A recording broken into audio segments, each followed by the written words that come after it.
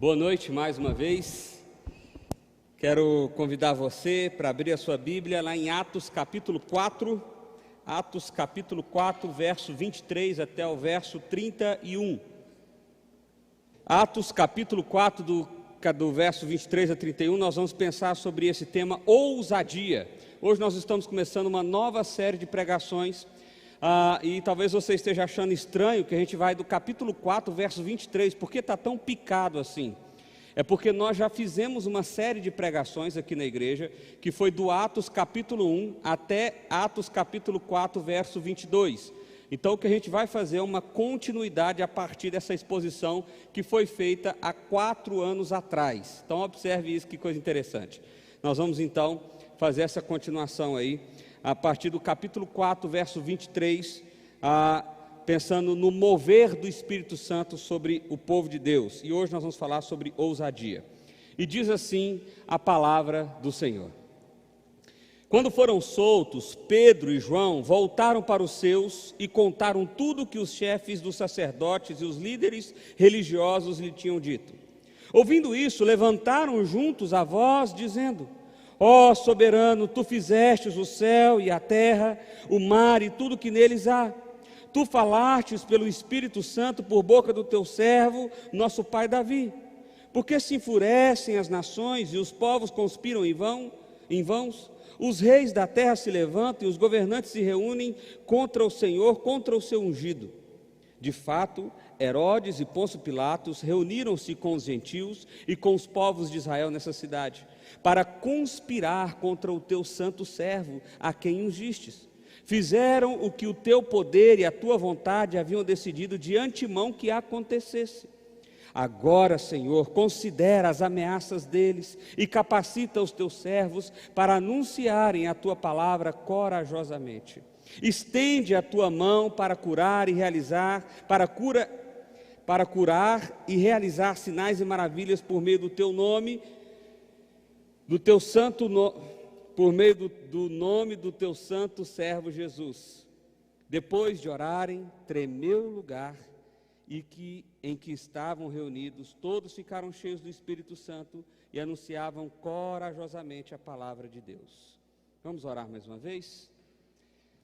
Pai, nós queremos colocar as nossas vidas diante do Senhor, ó Deus, com temor e com tremor, ó Deus. Gratos ao Senhor, ó Deus, porque o Senhor é bom. Enche o nosso coração de alegria, Pai, ao receber a palavra do Senhor. Que o Espírito do Senhor, ó Pai, ministre aos nossos corações de forma poderosa e clara. Que o Senhor aplique as verdades desse texto, ó Deus, e que pela Tua graça e pela Tua misericórdia, o Senhor me use como Teu instrumento nesse momento, ó Deus. É a oração que fazemos a Ti, em nome de Jesus. Amém. Meus irmãos, como sempre fazemos aqui, ou quase sempre, é necessário a gente entender o contexto do nosso texto, para que de fato as verdades que Deus tem para falar aos nossos corações a partir desse texto, venham de fato aos nossos corações. Então eu quero fazer uma breve recapitulação aqui, desde Atos capítulo 1 até esse momento, o que está acontecendo na história. Atos capítulo 1 fala da promessa da vinda do Espírito Santo e da ascensão de Jesus. Então Jesus foi assunto aos céus e prometeu que o Espírito Santo viria e que era para eles aguardarem em Jerusalém. Logo em Atos capítulo 2, o Espírito Santo vem, como de fato havia sido prometido por Jesus. Acontecem sinais extraordinários, língua de fogo, pessoas falando em outras línguas que não conheciam,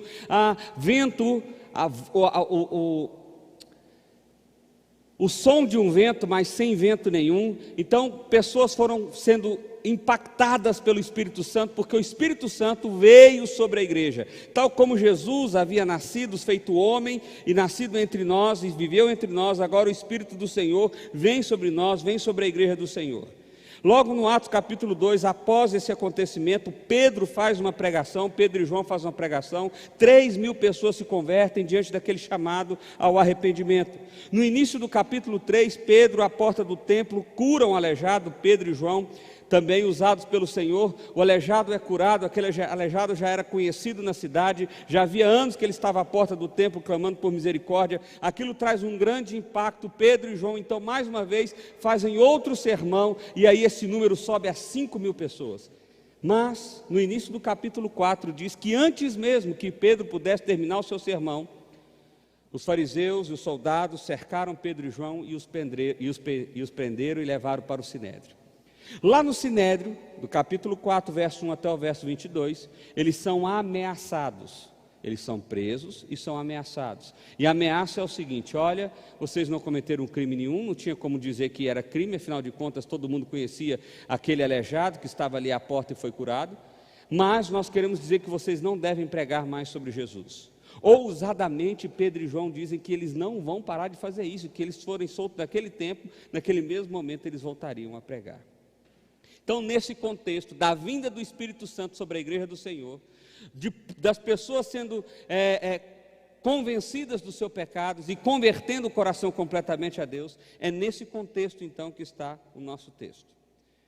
Pedro e João então foram libertados da prisão e agora a partir daí acontece o que nós vamos meditar aqui nessa noite.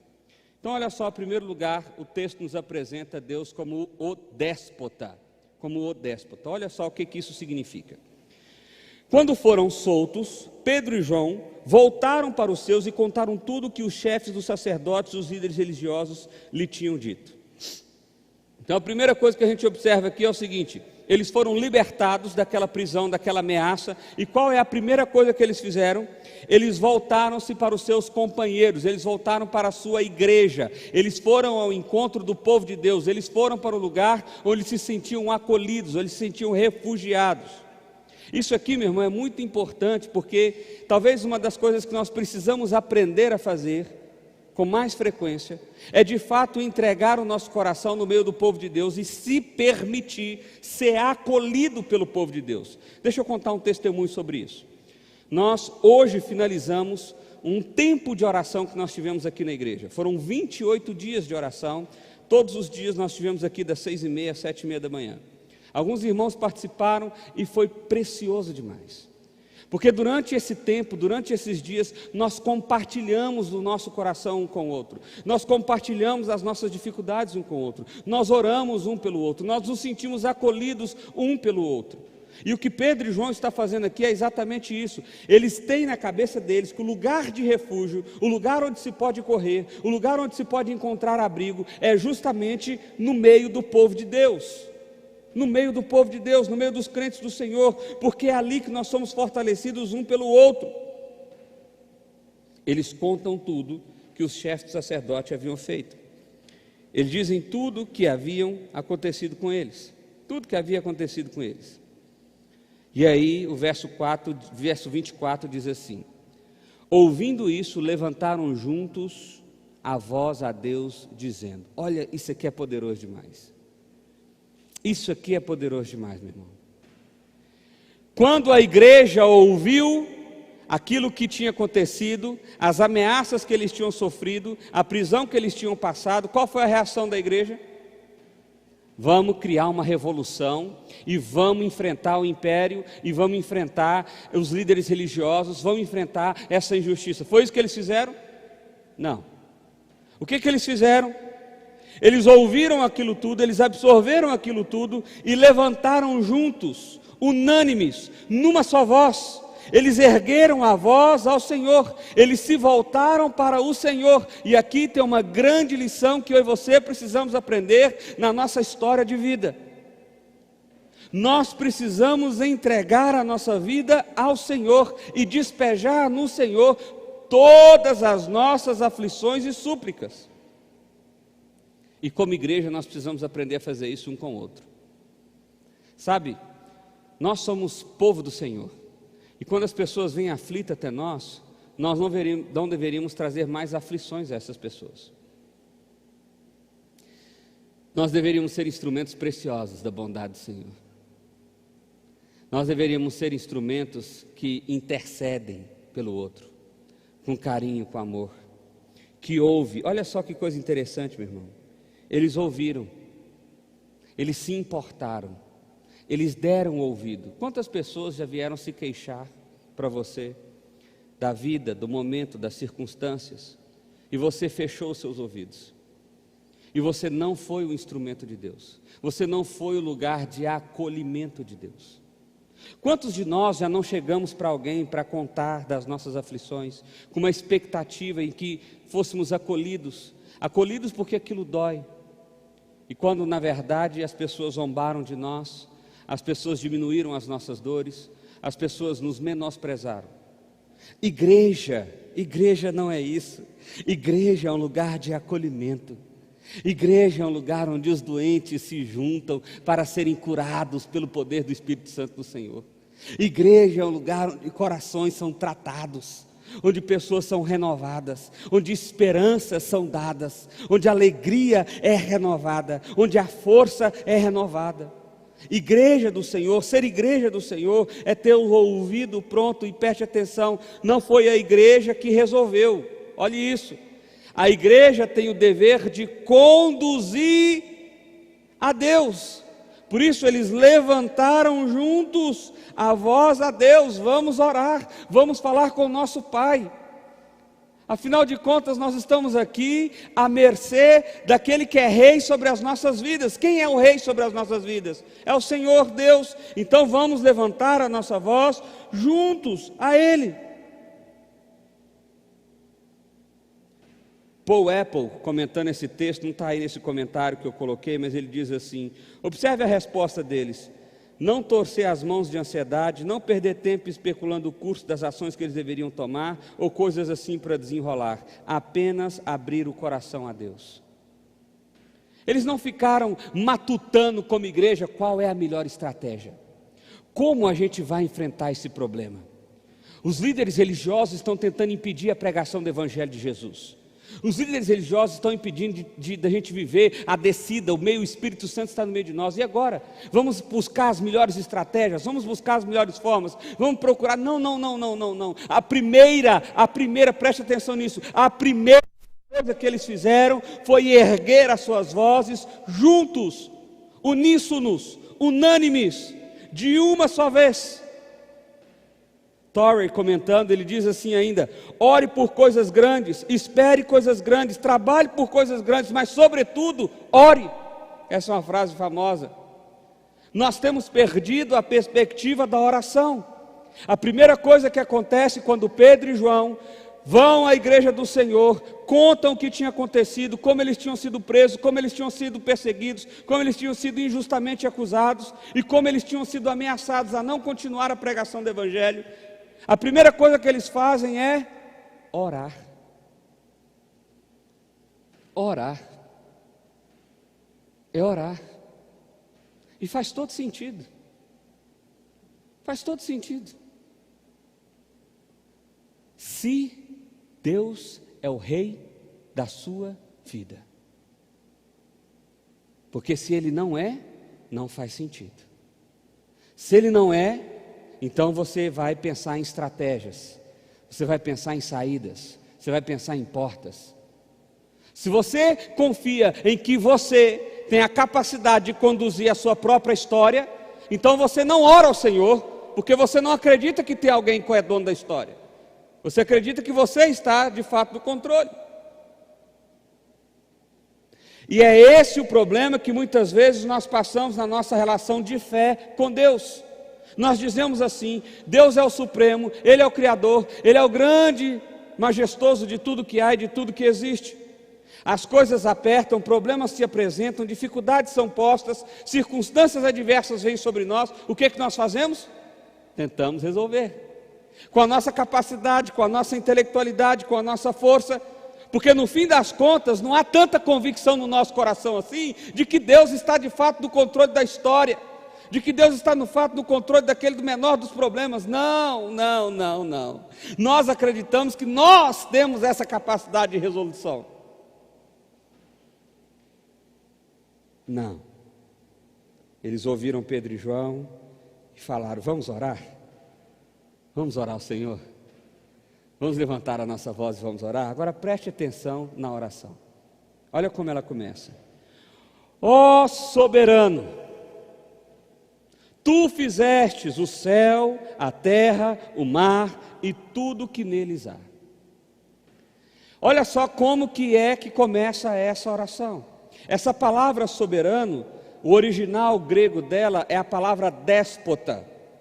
Déspota é uma palavra usada muitas vezes de maneira pejorativa, que diz respeito a um rei ou alguém que tem toda e suprema autoridade e que não presta conta a ninguém, que ele faz como ele quer, do jeito que ele quer, e ele não pergunta nada a ninguém, ele simplesmente realiza porque ele tem poder, direito e autoridade de fazer.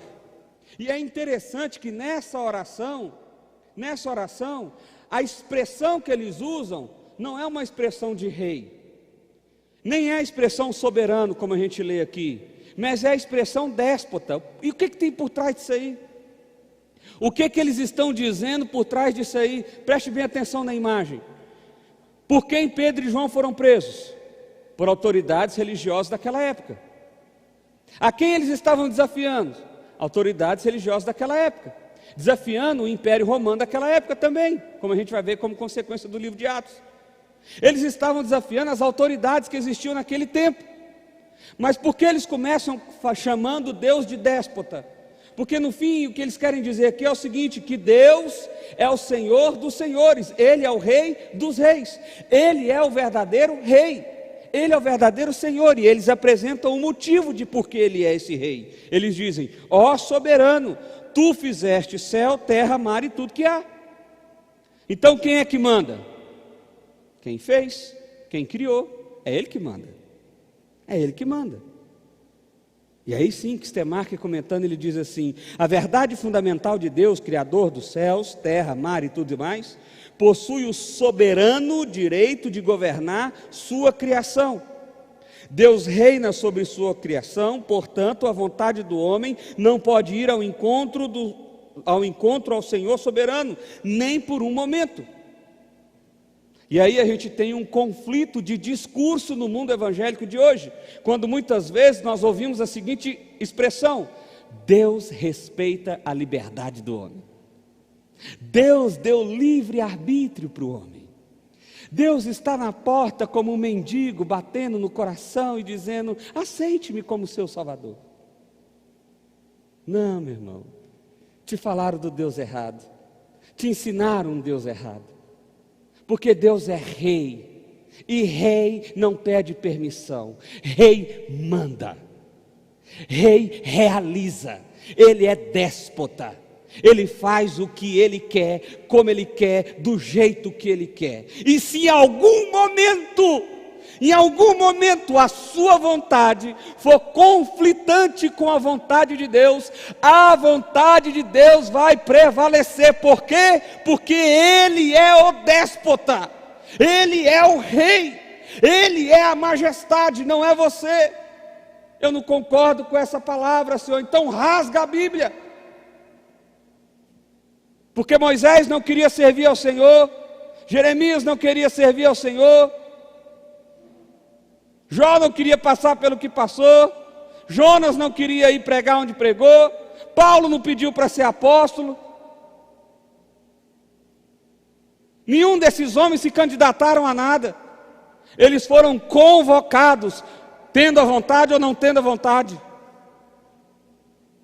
E glória a Deus por isso. Porque se não é Deus exercendo a sua autoridade de rei, nos chamando para ser povo dele, nos convencendo de ser povo dele, trazendo profundo arrependimento e fé sobre os nossos corações para que nós possamos nos comprometer com ele, jamais nós faríamos isso por vontade livre, por vontade própria, porque a nossa vontade, entenda isso, meu irmão, a minha e a sua vontade está contaminada pelo pecado. Ela não é livre, ela deixou de ser livre quando Adão e Eva comeram do fruto proibido, quando Adão e Eva foram expulsos do paraíso, ali, ou do jardim do Éden, perdão, ali a nossa vontade deixou de ser livre. O pecado passou a ser aquilo que conduz os nossos corações, passou a ser aquilo que conduz os nossos desejos. Fato é, pense, fique um dia sem pecar, faça essa escolha se você se sente livre. Ficarei um dia sem fazer o mal, ficarei um dia sem pensar o mal, ficarei um dia sem desejar o mal. Você acha que você é livre? Faça isso. Quer ver outra forma de você perceber como você não é livre? As suas ações instintivas. As suas ações instintivas revelam a maldade que há no seu coração. Normalmente as nossas ações instintivas são movidas pelo nosso pecado, porque o nosso pecado já está com a inclinação, nós já estamos com a vontade pronta aqui para fazer o mal. Então o que acontece? Alguém briga com a gente, qual é a nossa reação? Cacetada. Quantas vezes você já não se arrependeu? Puxa, não devia ter falado. Puxa, falei demais. Eita, que foi muito. Meu irmão, eu estou trabalhando esse conceito porque isso aqui é muito importante. Porque se a sua oração não é uma oração onde você vê o Senhor como déspota, como dono não só da sua vida, mas dono do mundo, dono da história, dono de tudo que há e de tudo que existe, você está perdendo tempo. Ele precisa ter, ou ele precisa ser, ou você precisa perceber, porque ele já é o déspota, o rei, aquele que tem toda a autoridade. Por quê? Porque ele fez todas as coisas. Ele fez todas as coisas. Ele realizou todas as coisas. Não foi outro. E aí, a oração continua. E aí a gente aprende a segunda lição. Se a primeira lição que nós precisamos entender é que Deus é o Senhor e Rei, Ele é o déspota, Ele é aquele que tem toda a autoridade. A segunda lição que nós precisamos aprender é que Ele é o dono da história. Olha só como a oração continua, verso 25. Tu falastes pelo Espírito Santo por boca do teu servo, nosso pai Davi. Por que se enfurecem as nações e os povos conspiram em vão? Os reis da terra se levantam e os governantes se reúnem contra o Senhor e contra o seu ungido. Aqui eles fazem uma citação do Salmo de número 2. Eles fazem uma citação do Salmo de número 2, dizendo o seguinte: o Senhor já falastes por meio do teu Espírito Santo. Deus, o Senhor já trouxe essa mensagem para nós. O Senhor já previu o que estaria acontecendo hoje, aqui e agora.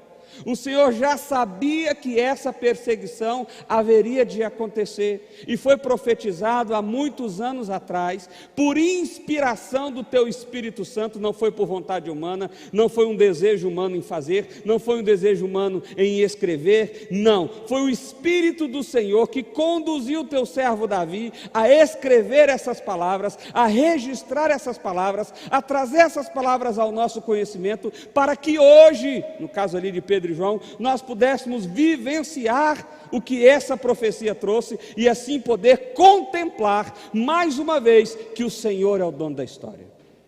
Olha só como a gente vê isso a partir do verso 27. De fato, Herodes e Pôncio Pilatos reuniram-se com os gentios e com o povo de Israel nessa cidade, para conspirar contra o teu santo servo Jesus, a quem ungistes. Então ele está fazendo, qual a relação que ele está fazendo aqui?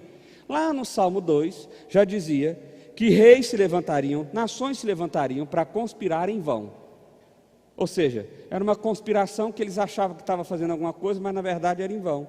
E quem que eles iriam perseguir? Eles iriam perseguir justamente o ungido do Senhor. Ungido do Senhor. E aí eles estão falando, de fato isso aconteceu. Herodes, Pôncio Pilatos, eles convenceram o povo, eles se reuniram no meio da cidade de Israel para conspirar contra o teu santo servo Jesus, a quem ungiste, porque Jesus é o ungido. Jesus é o ungido. Mas olha só o que diz o verso 28, meu irmão, isso aqui é lindo demais, presta atenção. Fizeram o que o teu poder e a tua vontade haviam decidido de antemão que acontecesse. Olha isso aqui, meu irmão. Meu irmão, se isso aqui vem para o nosso coração, acabou a ansiedade. Acabou, você não precisa de Rivotril nunca mais na vida. Se isso aqui vem para o seu coração, meu irmão, se isso aqui vem para o seu coração, acabou. A paz agora vai ser o que reina, a paz agora vai ser o que conduz os seus passos. Porque preste atenção, olha a oração deles, vamos lá, vamos recapitular a história para você não se perder aqui. Pedro e João tinham pregado, melhor, eles tinham curado um aleijado, esse aleijado fez um estardalhaço danado, porque ele era muito conhecido, pessoas se converteram, aquele negócio fez um barulho danado, os líderes religiosos da época, judeus, ficaram enfurecidos e enciumados, prenderam Pedro e João, não podendo acusar eles de algum crime, porque de fato o homem estava aleijado e foi curado, eles liberaram Pedro e João sobre a ameaça de não pregar mais o evangelho. E isso que aconteceu até o verso 22. Pedro e João saem da prisão, se encontram com a igreja, com as pessoas que eles tinham ali compartilhado do evangelho, compartilham do seu coração, a igreja ouve atentamente, escuta aquela dor, e juntos, numa só voz, eles erguem a voz ao Senhor agora, em oração. E a primeira coisa que eles fazem nessa oração é reconhecer o Senhor como déspota, como rei, como aquele que tem a suprema autoridade. Por quê? Porque Ele criou todas as coisas, logo Ele tem poder sobre todas as coisas que Ele criou. Em seguida, eles anunciam como o Senhor é o dono da história, no meio da oração, preste atenção como isso é lindo.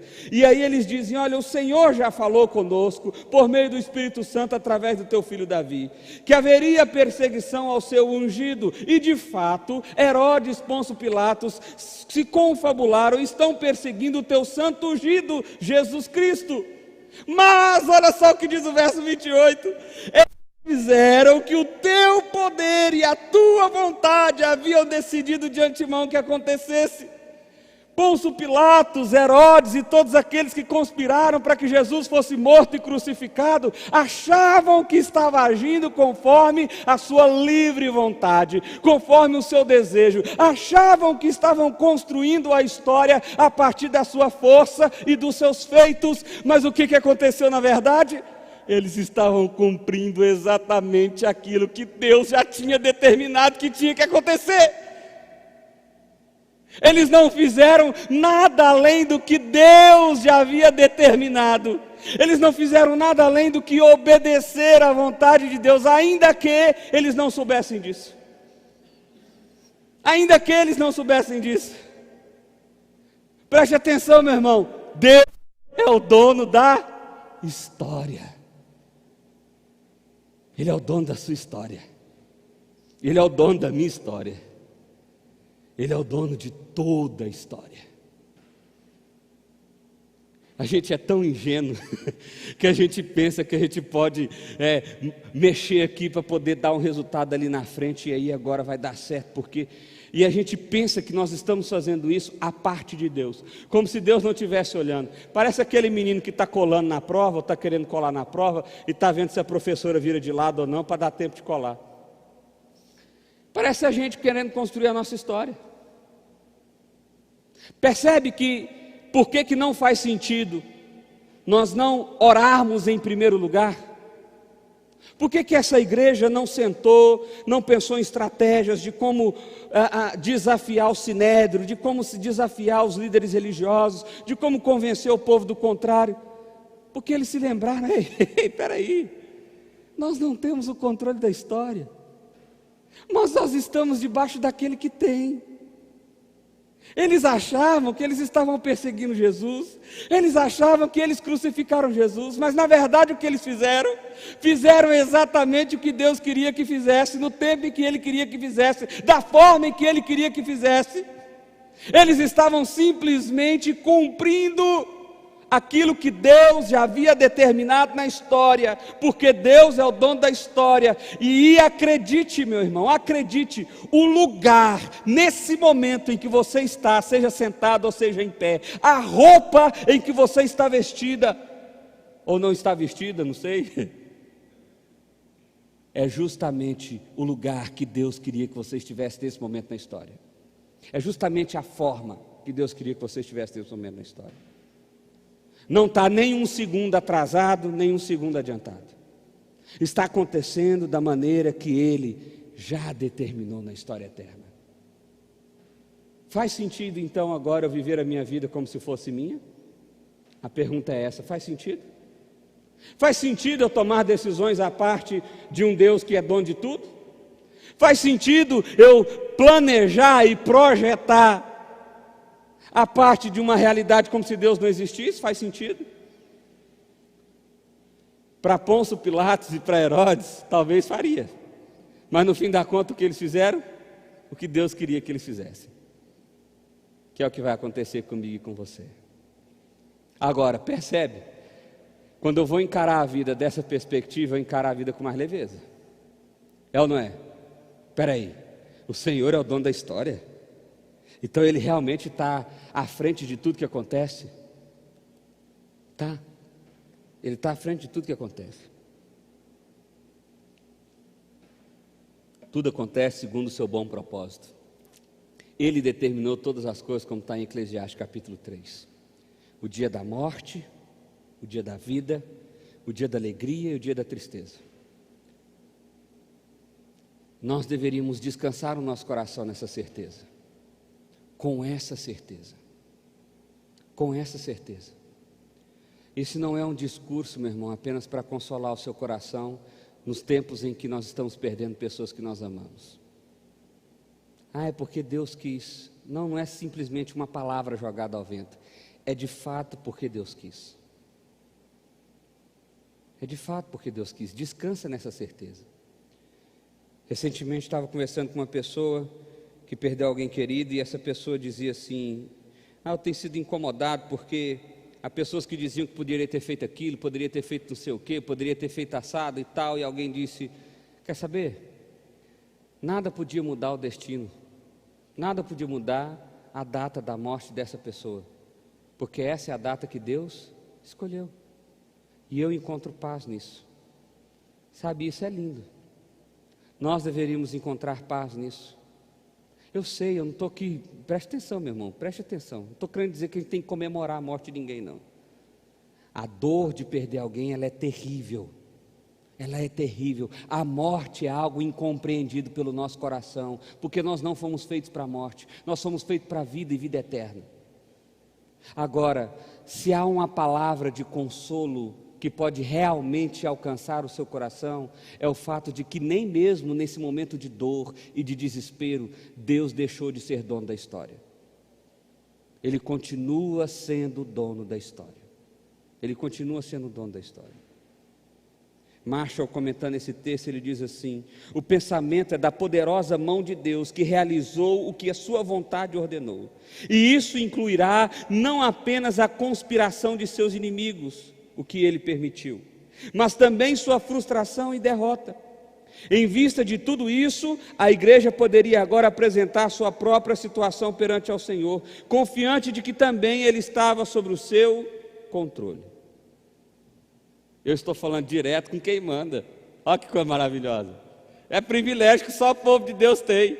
Ninguém mais tem esse privilégio. Falar direto com o chefe, falar direto com quem tem a caneta na mão. Não é assim que a gente fala? É Deus que está no controle da história, e você tem o privilégio de falar diretamente com Ele. E olha só o que diz o verso 3, que aí tem a ver com o nosso propósito. Verso 3 não, em terceiro lugar, verso 29. Agora, Senhor, deixa eu explicar essa expressão agora. Essa expressão agora, no original, ela tem uma conotação de um senso de urgência.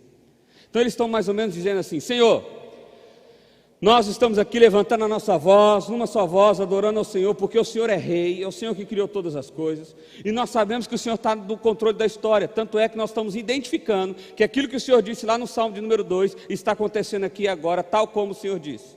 Mas agora, Senhor, agora, nesse momento, há um senso de urgência aqui. Considera, olha só que coisa interessante, essa palavra considera tem a ver com tome nota, olhe com atenção, olhe com preocupação, fixe os seus olhos em nós, essa é a ideia. Senhor, considera as ameaças deles.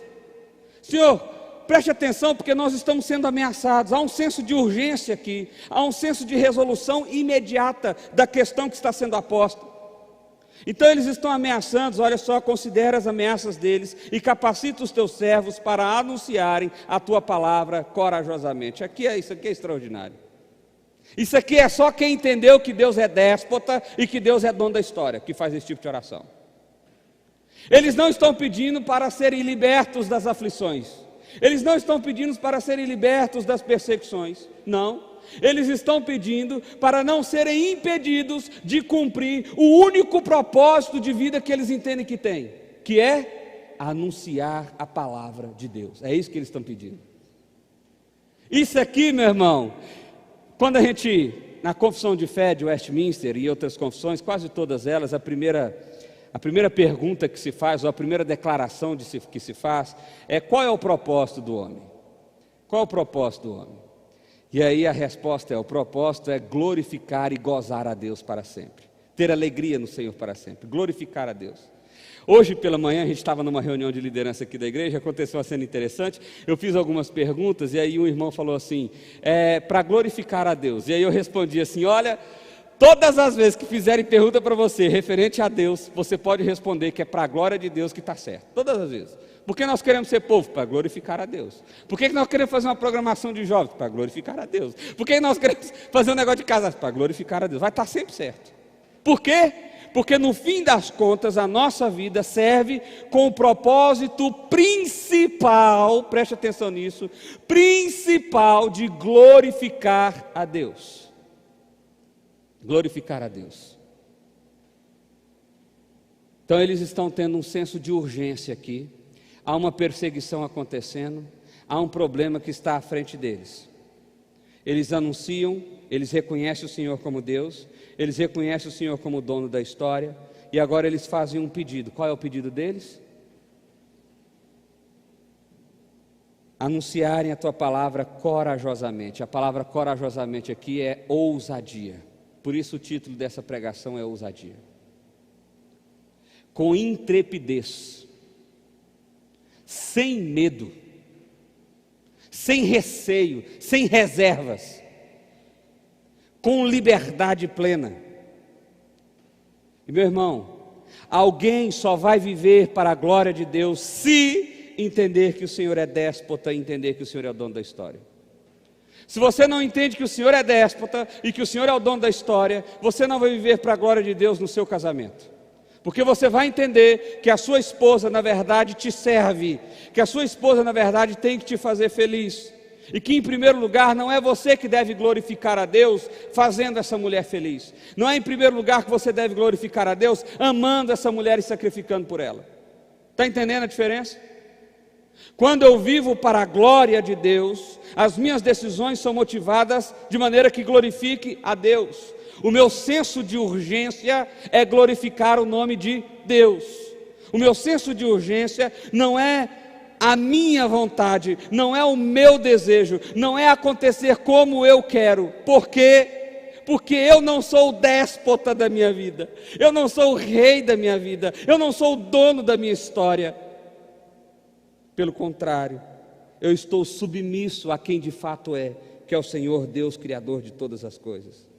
Então, o meu senso de urgência, o que realmente incomoda o meu coração, o que realmente provoca o meu coração, é um desejo sincero e absoluto de glorificar a Deus. Glorificar a Deus. Glorificar a Deus. E aí o verso 30 eles continuam dizendo: estenda a tua mão de cura a realizar sinais e maravilhas por meio do nome do teu santo servo Jesus. Depois de orarem, termina a oração. Olha, presta atenção nisso. Acabou a oração, verso 30.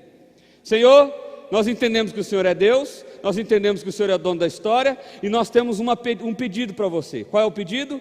Nos dê ousadia e intrepidez para anunciarmos a tua palavra, para nós não nos frearmos, para nós não termos covardia, para nós não termos medo. Por isso, continue derramando do teu poder, realizando sinais e maravilhas. Porque veja bem, o que tinha acontecido? O Espírito Santo desceu em Atos capítulo 2, Pedro pregou, galera converteu.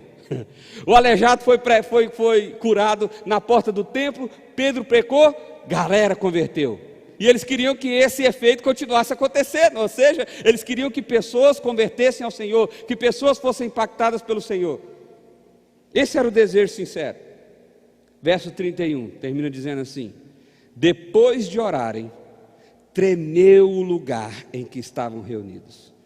Todos ficaram cheios do Espírito Santo e anunciavam corajosamente a palavra de Deus. Teve uma vez que meu pai foi pregar numa igreja pequenininha, pentecostal, e ao fim da pregação eles fizeram a fila, o pastor ia orar pelas pessoas. Algumas igrejas têm esse costume, um costume muito belo inclusive. Meu pai estava orando por aquela fila de pessoas e tal, e no fim da fila chegou uma senhora. E essa senhora, antes do meu pai orar, falou assim: o senhor não é batizado no Espírito Santo não, né?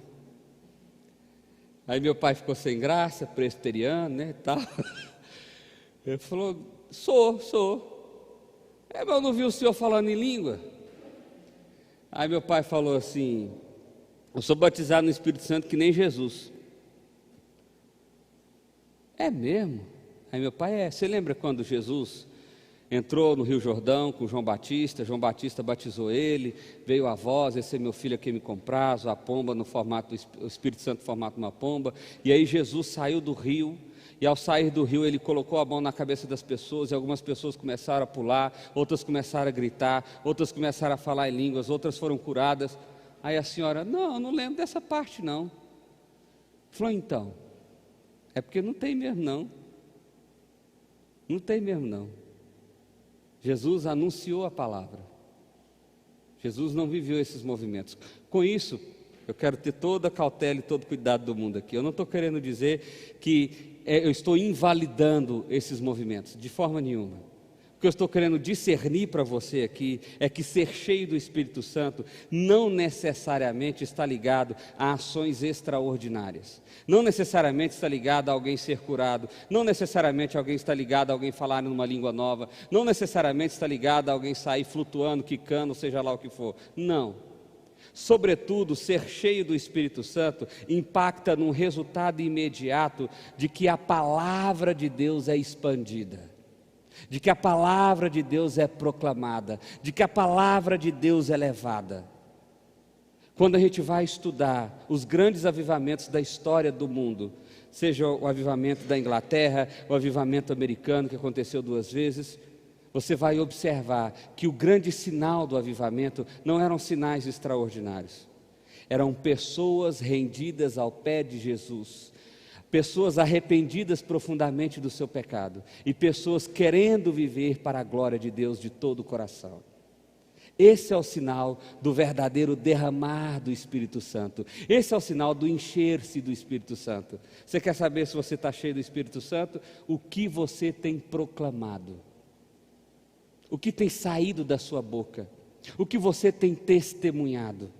Não adianta você orar por alguém que está em fase final de vida e essa pessoa ser curada, ou mesmo com um morto e essa pessoa ser ressuscitada, mas ao sair daquele ambiente, você é um calhorda, você é alguém que engana, você é alguém que mente, você é alguém que trai, você é alguém que humilha o nome de Jesus.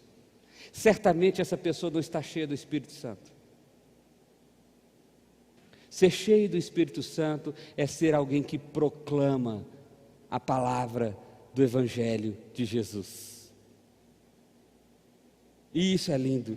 Todos ficaram cheios do Espírito Santo e anunciavam corajosamente a palavra de Deus. A oração foi respondida na hora. Eles foram certamente tomados de uma coragem extraordinária. A presença do Espírito Santo foi tão forte naquele lugar, foi tão extraordinariamente sentida, foi tão vivenciada, que eles não tinham outra coisa a fazer que não seja proclamar. Mas eles estão nos perseguindo. Eles disseram que se a gente fizesse isso, nós seríamos perseguidos, nós seríamos presos novamente. Eu não quero nem saber, porque no fim das contas, não são eles que mandam na minha vida, não são eles que determinam a minha história, mas é o Senhor Deus Todo-Poderoso, e eu sou chamado pelo Senhor Deus Todo-Poderoso para anunciar toda a mensagem poderosa dEle. E é isso que motiva o meu coração, é glorificar o nome de Deus. E eles fizeram isso ousadamente, corajosamente, sem medo nenhum, sem medo de ser feliz, sem medo de ser feliz. Robertson, comentando esse texto, diz: Pedro e João desafiaram o Sinédrio em Atos capítulo 4, verso 20. Mas mesmo assim eles oraram por coragem para viver à altura das suas palavras corajosas. Uma lição saudável. Meu irmão, essa palavra aqui é uma palavra que mexe mais com a gente, porque nós começamos a perceber como nós estamos longe do Senhor.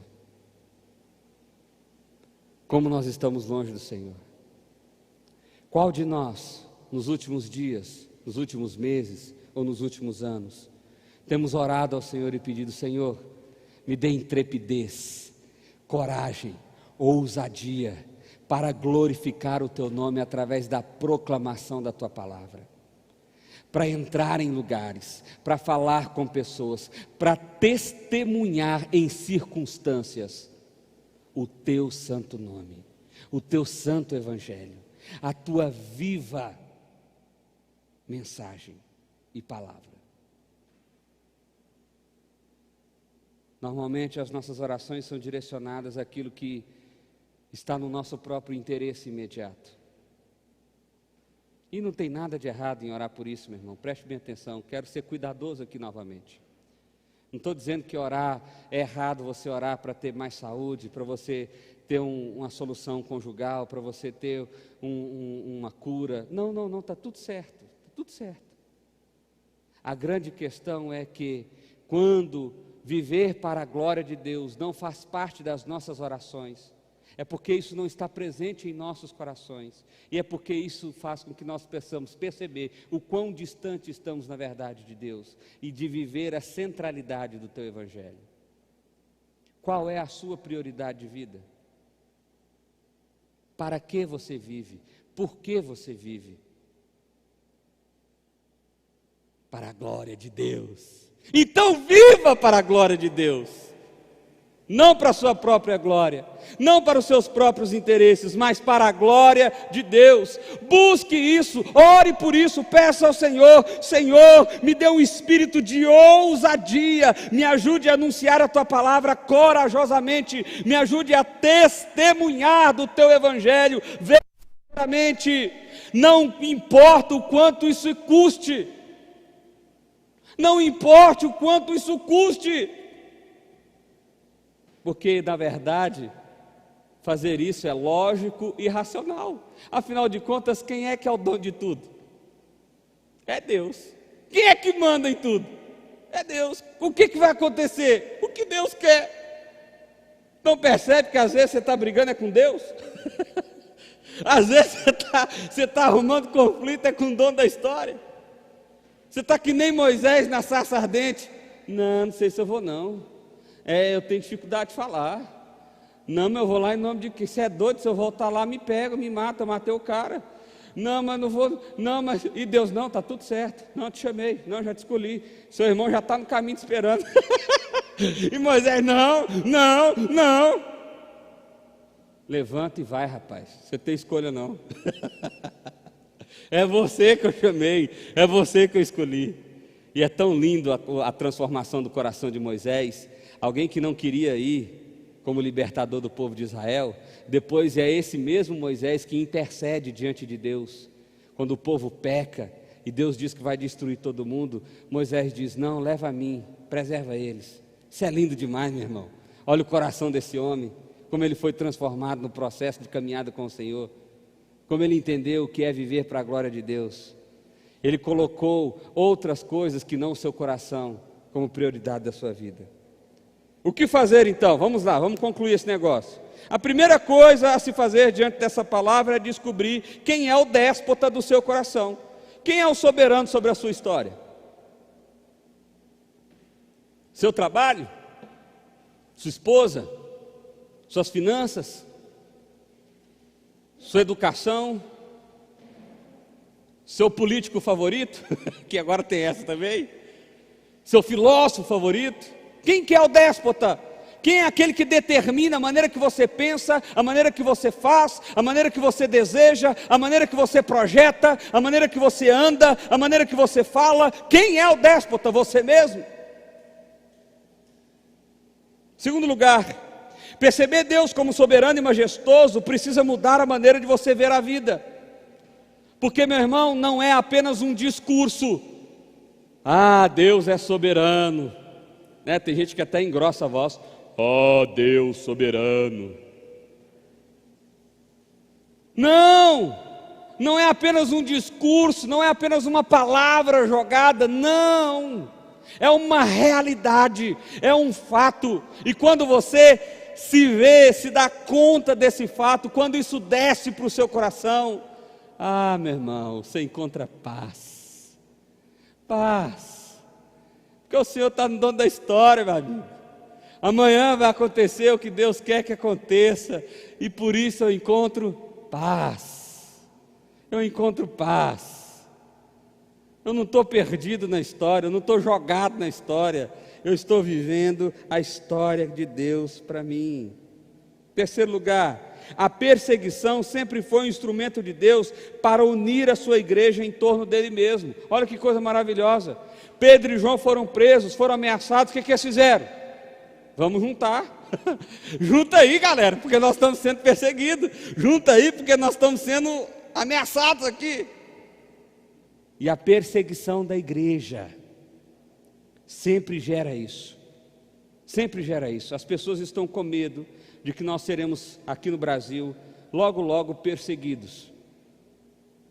É lógico que isso traz uma certa ansiedade e um medo no nosso coração. Mas eu acho que quanto mais cedo isso acontecer, melhor vai ser. Vai ser bom demais. Porque aí as pessoas vão se juntar, os corações serão quebrantados, as barreiras denominacionais, as placas de igrejas que hoje nos separam. O povo de Deus não é unido. Diante da perseguição nós vamos ter que nos unir. Isso me faz lembrar, por exemplo, de exemplos no Líbano, onde católicos e protestantes trabalham juntos em prol do mesmo projeto para impactar a sociedade. Por quê? Porque a perseguição lá é forte. Cristãos são altamente perseguidos. E ninguém está fazendo conta se sua teologia é A, B, C, D, Y, não. Falou que é cristão, meu amigo, nós vamos na cabeça. Então eles se juntam, eles estão juntos, em torno da mesma missão. Eu sei para passar esse dia. Espero que ele aconteça logo. Quarto, quando percebemos que a história está nas mãos do Senhor, encontramos paz. Nós encontramos paz. Quinto, o objetivo final desses cristãos não era ser libertos da perseguição, mas ter ousadia e intrepidez o suficiente para continuar a glorificar o nome do Senhor. A pergunta então fica sendo: qual é o seu propósito? Qual é o seu propósito? Pelo que você vive? Por que você vive? Porque esse deve ser o nosso propósito. Pastor, estão me perseguindo, estão vindo atrás de mim, e agora? E agora ora e pede ao Senhor mais coragem para você pregar ousadamente. Ora e fala com o Senhor de maneira mais ousada. Isso aconteceu, não foi só com Pedro e João, isso aconteceu com grandes homens da história. Com grandes homens da história. A frase final, já tradicional nossa: as perseguições não são sem propósitos. A história está sobre as rédeas de Deus. Ele é o verdadeiro soberano e déspota de tudo. Que busquemos o Espírito Santo, que busquemos no Espírito Santo ousadia e intrepidez para viver a história do Evangelho de Deus. É isso que eu e você precisamos. Você não precisa de mais dinheiro, mais recurso, você precisa de mais coragem. É isso que você precisa. Coragem para dizer não para o pecado. Coragem para testemunhar o Evangelho do Senhor. Coragem para glorificar o nome do Senhor apesar das adversidades. É isso que você precisa. Coragem. Coragem, ousadia, intrepidez. É isso que você precisa. E que Deus possa conceder isso sobre a sua vida em nome de Jesus. Vamos orar mais uma vez? Feche seus olhos. Pai, nós queremos colocar as nossas vidas diante do Senhor, ó Deus, e clamar ao Senhor, ó Deus. Vem sobre nós com espírito de ousadia, Deus. Pai, como nós estamos longe do Senhor, como nós estamos perdidos, caminhando em volta de nós mesmos, dos nossos próprios interesses, ó Pai, remoendo a mesma dor, remoendo, ó Deus, as mesmas expectativas frustradas, e não nos libertando do cativeiro que o pecado tem nos prendido, ó Pai. Mas em nome de Jesus, nós queremos clamar ao Senhor nessa hora, ó Pai. Assim como Pedro e João e aquela igreja fizeram naquele momento, nós erguemos a nossa voz num só espírito e clamamos a Ti, ó Pai. Vem sobre nós e nos liberta. Nós o reconhecemos como Deus, como soberano, como déspota, como criador de todas as coisas. Nós reconhecemos o Senhor como aquele que é dono da história, como aquele que disse e fez e fará. Nós reconhecemos, ó Pai, que nada acontece se não for da Tua vontade, se não for do Teu propósito. Por isso, Deus, nos conceda coragem, ousadia, força para proclamar o Teu Evangelho, para viver o Evangelho do Senhor, para glorificar o nome do Senhor, ó Deus, através dos nossos relacionamentos, através do nosso trabalho, através dos nossos desejos, através do nosso sonho, ó Pai, que o nosso propósito de vida principal seja de fato viver para a glória do Senhor, experimentar dia a dia uma vida que testemunhe da glória do Senhor, ó Pai. Em nome de Jesus, ó Deus, nos conceda o Teu Espírito Santo e responda a nossa oração, ó Pai. Responda a nossa oração, ó Deus, é o clamor que fazemos a Ti, em nome de Cristo. Amém, amém e amém.